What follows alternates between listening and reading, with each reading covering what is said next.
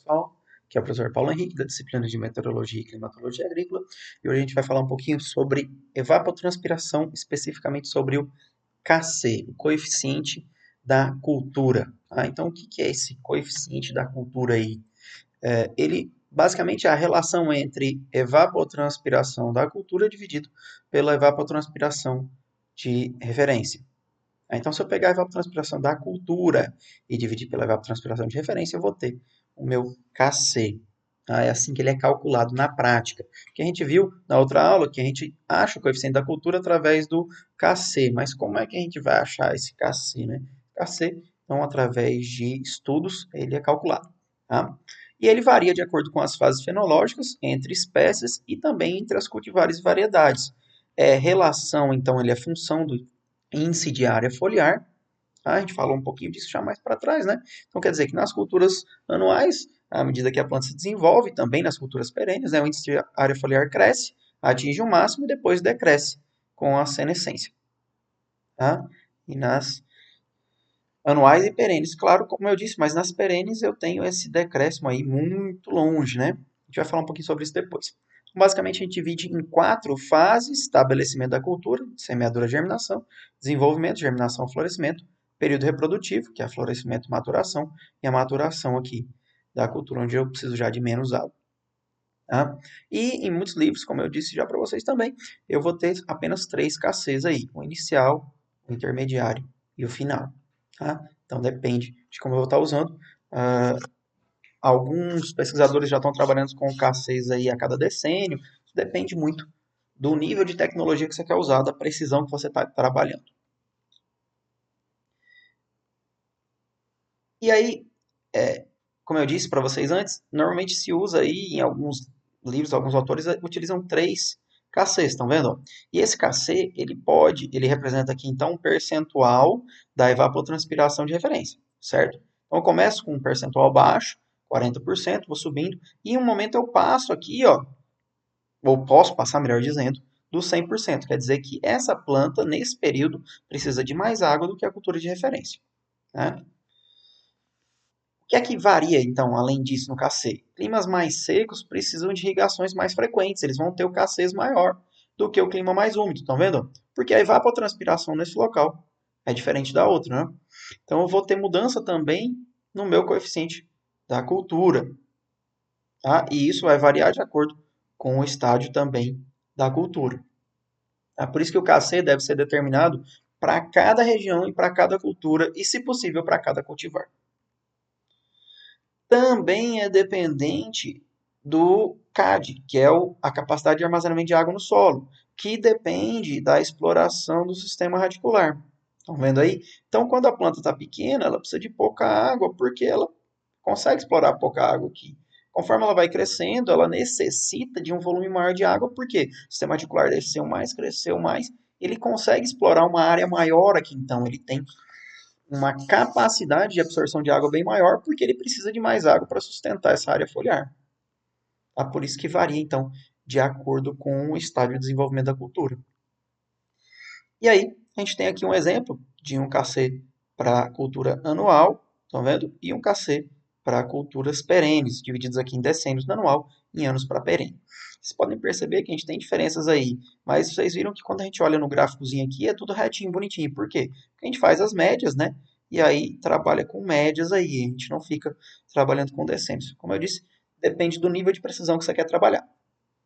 Tá? E para a cultura perene a gente tem um negócio mais constante, ele vai na maturidade, depois ele cai? Sim, cai, quando começa a ter aí a senescência, a morte da planta, mas que em culturas perenes demora muito tempo.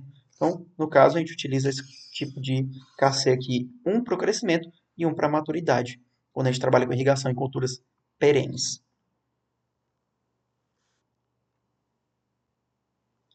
Como é que a gente mede, então, esse KC? A gente falou, mas eu não expliquei ainda, né? Então a gente mede através de lisímetros. Aqui tem um esquemazinho. Um lisímetro é basicamente, eu retiro o meu solo aqui, tá? Construo uma balança aqui embaixo, estão vendo? Onde eu tenho a separação da água que escorre, né? E vou pesando ele aqui para saber quanto de água essa planta precisa. Quando eu vou construir isso aqui, eu vou retirar as camadas e colocar elas na mesma ordem, para que elas continuem do mesmo jeito. Estão vendo aí? Ó? Por isso que o desenho foi feito desse jeito. Então eu retiro essa primeira camada e coloco aqui. Retiro a segunda, e ela vai ser a última a ser colocada, entendeu? E a última que eu coloquei vai ser a primeira a ser colocada, para tentar manter as características do solo, para que eu não tenha diferença. Então, a gente falou que o solo, né, em outra aula, vocês já viram isso, o solo pode influenciar na minha evapotranspiração. Então, eu tenho que tentar manter ele mais homogêneo em relação ao antigo possível. Tá? E como é que fica na prática? Fica desse jeito aqui, ó, que são vários lisímetros, estão vendo? E aí eu consigo, então, através da diferença de peso aqui, né, uma balança, basicamente, saber qual é a quantidade de água que foi evapotranspirada por essa cultura. Porque lembra que a evapotranspiração está relacionada com a transpiração da planta, mas também com a evaporação, que vai do solo da planta. Né? E aí, na prática, a gente tem um experimento como esse aqui, onde a gente tem aqui, por exemplo, a estação meteorológica, que controla os índices pluviométricos, e aí o meu lisímetro aqui, que vai controlar a evapotranspiração da cultura. O que é que eu vou ter então? Tá? Então eu vou ter dados de evapotranspiração da cultura, reais, né? E evapotranspiração de referência, porque eu vou ter uma área lá com uma cultura ou evapotranspiração de referência, eu posso até calcular através de outros métodos, né? Mas eu vou ter uma área lá para poder comparar. Então, quando eu divido uma pela outra, eu vou ter o meu KC. Estão entendendo? Então, eu vou ter aqui quantos dias eu peguei esses dados, né? E dividindo a evapotranspiração da cultura pela evapotranspiração de referência, eu vou ter o meu KC. Certo? É assim que a gente faz na prática. Isso aqui é um experimento que foi feito pela Embrapa, estão vendo aí, né?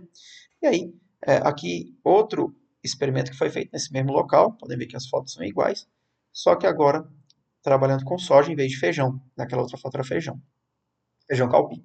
E aqui para comparar o KC do experimento com o KC que a FAO recomenda. Estão vendo? Ó? Então na inicial está próximo aqui, no crescimento já está acima, no intermediário também está dentro, está próximo, no final está muito acima e na maturidade também muito acima.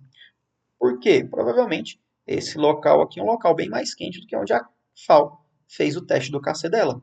Né? Normalmente a FAO usa médias, então é por isso que é importante utilizar KCs, né, coeficientes da cultura, para a sua região, para a sua cultura, porque esse KC varia até de variedade para variedade. E aqui nós temos os dados coletados, para que vocês entendam. Aqui a gente tem 2 anos, né? 2010 e 2011. E aí o KC médio, né? Um risquinho aí, ó, tá? Então, o que é que acontece aí? Por que que fica retinho, bonitinho? Estão vendo que os dados, eles são muito dispersos, ó. Então, cada dado desse aqui era de um lisímetro, é muito disperso. Mas, né, a gente faz o traço aqui, estatisticamente, a gente diz que ele está próximo disso. Então, não quer dizer que ele vai ser exatamente aqui, tá? Mas que ele está próximo. Por isso, num experimento científico, gente, quando você trabalha no campo, não existe de dar bem em cima da reta, né? Então, você pode acontecer igual aqui de estar em cima da reta? Pode, mas também pode acontecer de estar bem fora da reta. No ano de 2011 aqui eu tive 2 pontos completamente distantes um para o outro. E isso acontece durante todo o experimento. O experimento com seres vivos é assim mesmo. Eu vou ter muitos pontos longe, muitos pontos próximos, mas vou conseguir traçar essa tendência que a gente chama, né? E quais são esses fatores determinantes aí, né, do KC? Tá? Para que vocês entendam a evapotranspiração melhor, é, essa imagem foi preparada pelo professor Centelhas e o Angesioli aqui, tá? E ela explica muito bem. Então, os fatores climáticos, eles influenciam basicamente a evapotranspiração de referência. A gente até falou disso, né? Quais são os fatores de clima e tal. Os fatores da planta, eles, além dos fatores climáticos, né? E os fatores da planta vão influenciar a evapotranspiração da cultura. Então, a gente tem, melhor dizendo assim, a evapotranspiração da cultura é influenciada pelos fatores climáticos e os fatores da planta. E a evapotranspiração real aqui, ela também depende dos manejos do solo. Por quê? Porque aqui eu não tenho, nesse caso aqui, irrigação, eu não tenho água aqui disponível. Na real é o que acontece de fato. Né? Lembram disso? A gente falou? Então, são maneiras de medir diferentes que eu posso ter. Por exemplo, eu posso fazer uma evapotranspiração da cultura aqui, só tendo a evapotranspiração de referência e o KC, né? Então, os fatores climáticos, que vão influenciar na evapotranspiração de referência, e o Kc, que é o que influencia na evapotranspiração da cultura, os fatores da planta. Né? E os fatores de manejo de solo vão influenciar na evapotranspiração real, porque eu não vou estar trabalhando aqui com a água disponível o tempo todo. Tá? Mas dificilmente, como eu disse, a gente calcula esse tipo de evapotranspiração. A gente utiliza para irrigação, né, a evapotranspiração de referência para calcular a evapotranspiração da cultura e saber então quanto eu vou precisar de água para aquela planta naquele período, naquele ano. Ok?